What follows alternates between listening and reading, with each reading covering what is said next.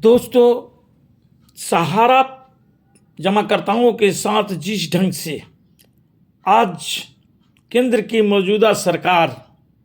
चुप्पी साधी बैठी हुई है और न्यायालय में कोई न्याय नहीं मिल रहा है, तो आपके पास रास्ता क्या बच गया है? या तो सड़कों पर उतर करके अपनी मांगों को रखें, या अपने निकटवर्ती थाना में जा करके एफआईआर दर्ज करावें, या न्यायालय के शरण में जा करके अपनी फरियाद की गुहार लगाएं। लेकिन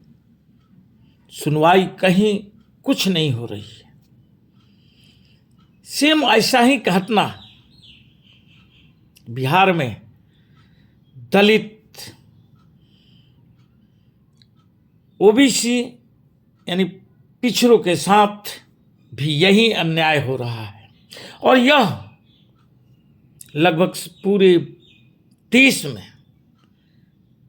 यह हालात बना हुआ है, जहां पर दबे कुचले की बात नहीं सुनी जा रही है, जिससे सहारा निवेशकों के साथ सिर्फ चुनावी फायदा लेने के लिए कभी सीआरसी पोर्टल बनवा लिया जाता है, तो कभी पीआईएल कर करके 5,000 करोड़ रुपया कोर्ट से ले लिया जाता है। लेकिन उसी कोर्टों में यह नहीं मांग किया जाता है कि वे जो 15,000 करोड़ रुपया सहारा श्री के द्वारा जमा हुआ था सेबी में, जो कि उस समय कोर्ट का ही निर्देश पर सेबी ने जब जांच किया था और उसमें गलत ढंगों से पैसा को जमा कराने की मामला आया था, तो उसमें पैसा जमा करने की बात हुई थी। और केंद्र के उस समय की मनमोहन सिंह की सरकार, जो कांग्रेस की सरकार थी, उसे सहारा श्री यानी सुब्रतो राय को जेल में भेजने का काम किया था। लेकिन जैसे ही सत्ता परिवर्तन होता है 2014 में, और सुब्रतो राय जेल से बाहर पेरोल पर आ जाते हैं, जो कि आजीवन जब तक जिंदा रहे पेरोल पर ही रहे, क्योंकि वह पूंजीपति थे, उनके पास पैसा था, उनके पास चंदा देने के लिए धन था। लेकिन सहारा जमाकर्ताओं के साथ में क्या मिला? उन्हें क्या हासिल हुआ? जो 10 करोड़ सहारा निवेशक हैं, जो कहीं ना कहीं किसी न किसी रूप में, चाहे अपनी गाढ़ी कमाई हो या अपने कमीशन के पैसे हो, तमाम पैसे को उन्होंने सहारा में ही डबल होने के लिए डाल दिया। जबकि उस समय सेंट्रल गवर्नमेंट यानी कांग्रेस की सरकार में 7 वर्ष में दुगना होता था। लेकिन यह सुब्रतो राय जो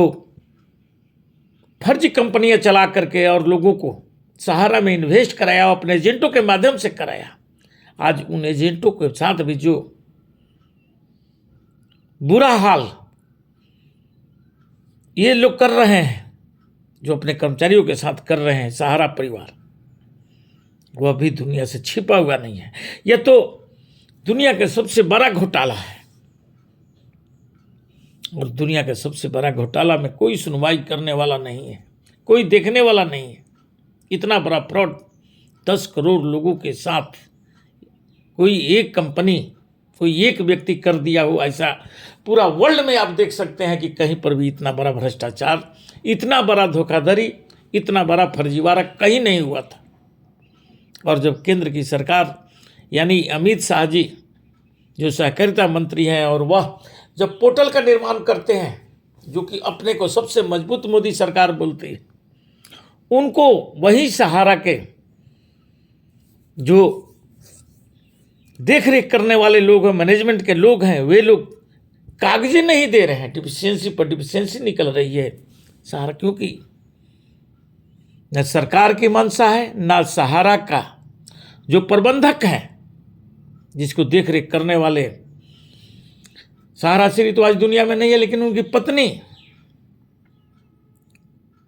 वह सपना राय और उनका एक मैनेजिंग डायरेक्टर ओपी श्रीवास्तव और अन्य बहुत से लोग हैं। लेकिन जैसे ही आप जब एफआईआर करते हैं कि अपनी कागजें लेकर के, तो वो उसमें से जितने भी मैनेजिंग डायरेक्टर, इनके डायरेक्टर हैं, वे लोग या तो उस समय इस्तीफा दे चुके रहते हैं या इस्तीफा ले लिया जाता है, और फिर इनके वकीलों के माध्यम से कोर्ट में यह दिखा दिया जाता है कि आपका जिनके साथ लड़ाई है वह तो अब उस पद पर है नहीं, और इसके मामला हमारा कोर्ट में चल रहा है, सहारा सेवी का केस चल रहा है, उसका फैसला आने दीजिए, फिर हम लोग निर्णय लेंगे। लेकिन वही सहारा सेवी का केस 5 साल, जो कि मोदी सरकार के आने के बाद 14 से 19 तक में कोई फैसला नहीं होता है। लेकिन जैसे ही फिर सहारा सेवी के मरने के बाद ये मामला फिर जागृत होता है, और जागृत होने के बाद में फिर उसे डेट पर डेट, फिर डेट, अभी तक भी कोई डेट सुनिश्चित नहीं हो पाई है कि कब सुनवाई होगा। उसमें बहुत सी बीच में कहानियां चली जो हम लोगों ने भी बतलाया आप सबको, लेकिन उसका निष्कर्ष क्या निकला? 0 बटा सन्नाटा। और अब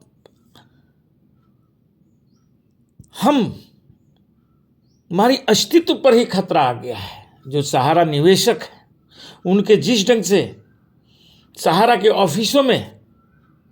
किसी न किसी प्रकार की त्रुटियां, चूंकि मैं नहीं बोल रहा हूं, CRC पोर्टल पर 1,28,00,000 लोग आवेदन डाले हैं 10 करोड़ में से, और उन लोगों को भी, उसमें से जितने लोगों को, मतलब कि मुश्किल से 2 से 3% लोगों को कुछ पैसा है, 10,000 या 50,000 जो भी मिला हो मिला, बाकी लोगों को कुछ ना कुछ त्रुटियां दिखा करके, और इसके लिए भी लोग कोर्ट में गए हैं, लेकिन कोर्ट में वही डेट पर तारीख मिल रहा है। अब दोस्तों ये सोचने की बात है कि फिर हम क्या करें, कि मीडिया भी डरी हुई है, और मीडिया भी उस बातों को नहीं दिखा रही है, उस बातों की सही जानकारी आपके सामने नहीं रख रही है जो सहारा में लोगों के साथ हो रहा है। और उसे इतने बड़े निवेशक जिस क्षेत्र में हो, और उनकी बातों को भी मीडिया पर नहीं दिखाया जाना, या पक्ष विपक्ष के नेताओं के द्वारा जोरदार ढंग से नहीं उठाना, साबित करता है, यानी सरकार की बदनामी न हो, भले जनता चाहे जितनी तबाह हो जाए, इस मार्ग पर चलने वाले लोग किस मुंह से जाएंगे बिहार चुनाव में, और बिहार में वोट मांगेंगे, और वहां क्या बतलाएंगे कि हमने ना आधी आबादी के साथ खड़े रहे, ना हिंदुओं के साथ खड़े रहे, नहीं, देश की जनता के साथ खड़े रहे, बल्कि सिर्फ वोट पर वोट प्राप्त करते रहे, और उसके लिए ही जुगारे भिड़ाते रहे। इसी के साथ मैं अपना वक्तव्य समाप्त करता हूं। जय हिंद, जय भारत।